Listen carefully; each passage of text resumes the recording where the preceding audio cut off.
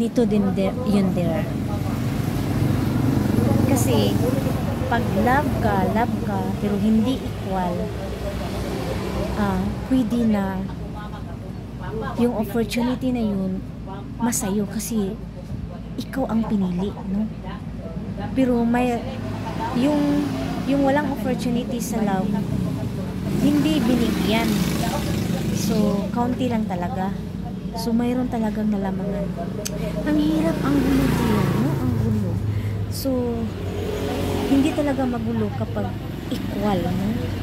Equal yung walang lamang. Kasi sa love kasi halimbawa yung talaga yung mga naobserbahan ko kapag wala talagang love, hindi ka talaga magbibigay ng opportunity dyan. Hindi ka magbibigay ng pera, hindi ka magbibigay ng mga kayamanan. Ang bibigyan mo talaga yung opportunity, yung talagang nakatatak sa puso mo, no? Yun kasi manghihinayang ka kapag ibigay mo tapos kulang ka ng love, hindi mo talaga ibigay yung mga properties na yan. Doon mo talaga ibigay sa mga sa love mo. Kaya mayroong nalamangan talaga. Kaya nagkaroon ng opportunity kasi full of love ka, ikaw ang pinili. Pero yung hindi pinili, nalamangan mo. So, nalulungkot, masasad kung ako talaga yun din, hahayaan. Kasi kung ipagpatuloy ko ng ganun yung magsasad ako, hindi talaga ganun talaga ang buhay. Tingnan mo si nanay. Ayan. Habang nagpinto siya sa akin, depressed talaga siya. Yung parang kinuha mo yung sa akin, mga ganun. Tika lang, may bumili. Panay mga sir. Yun lang sir ha. Pag-add ko sir.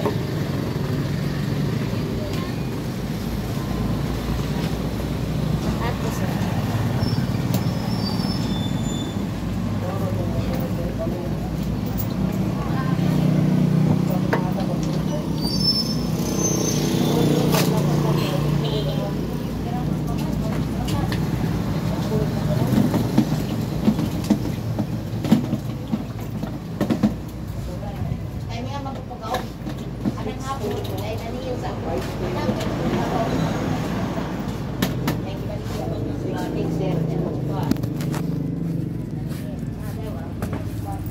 Yun ang mga ano ko, yung nakuha ko sa buong at 39 years ko, no?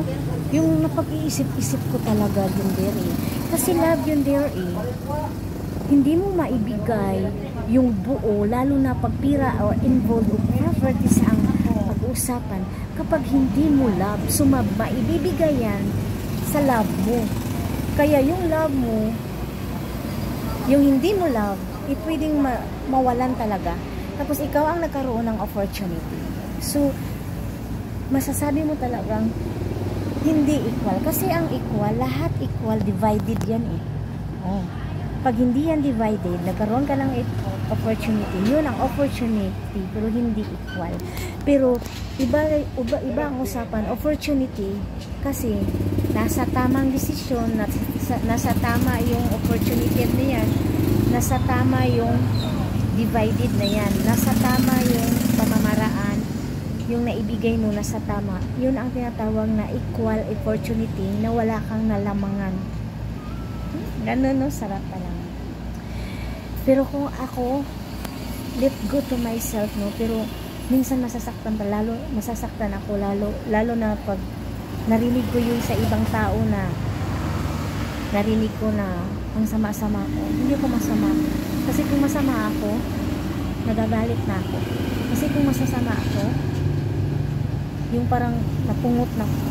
Kasi yung pungot na yan, yung sama ng loob ko, yun, pinagpe-pray ko talaga kay God, mawala na talaga to. Kasi hindi ito nakaka-healthy ng utak. So, thankful na ako sa ganito. Sa ganon.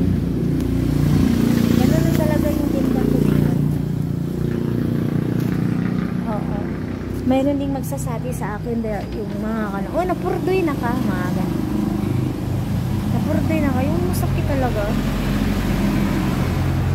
Binawala ko na lang yung there kasi alam ko yung takbo ng ceiling dito sa lugar na to is kaunti lang talaga ang taong. Marami lang mga motor, pero kaunti lang talaga dito tao. So kung madami kang bilhan ng mga fruits, yung mga damage lang yun. So sayang yung puhunan. So ganito talaga. So I am very thankful today there na I am okay. I am blessed and I'm okay, and God with me. Yung anger ko mawawala na lang to. Mawawala na to. Lahat. Kasi bye bye there.